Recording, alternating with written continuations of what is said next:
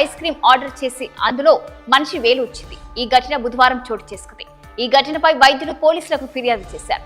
వివరాల్లోకి వెళ్తే ముంబైలోని మలాడ్ ప్రాంతానికి చెందిన యువ వైద్యుడు బ్రాండన్ ఐస్ క్రీం తినాలనిపించింది. దీంతో వెంటనే తన ఫోన్ తీసుకుని ఆన్లైన్ యాప్ ద్వారా యూమో ఐస్ క్రీం షాప్ నుంచి 3 యూమో flavour butterscotch ice cream ను ఆర్డర్ పెట్టారు.